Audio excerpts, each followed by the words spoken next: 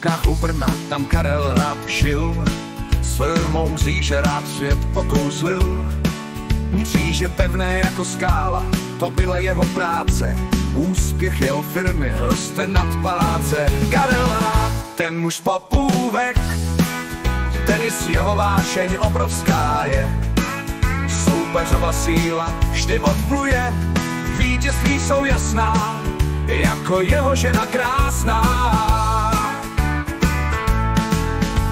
V Řezníku si s Jančou krásně žijí, chalupu v Korutanech spolu popravili.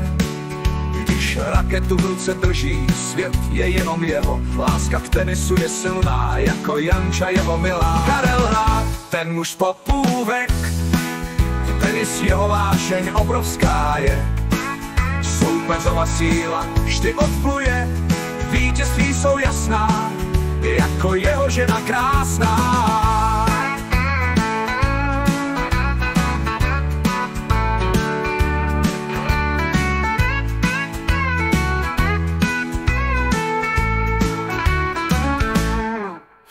Si u Jemnice starý pekač zprovoznil, celé okolí se sjíždí, aby tu atrakci obdivil.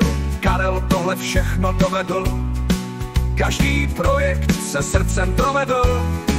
Karel rád, ten muž popůvek, tenis jeho vášeň obrovská je. Soupeřova síla vždy odpluje, vítězství jsou jasná, jako jeho žena krásná. Přejeme ti k narozeninám vše nejlepší, ať tě život stále dál baví. Ať je plný radosti, užívej si s Jančou všech svých nemovitostí.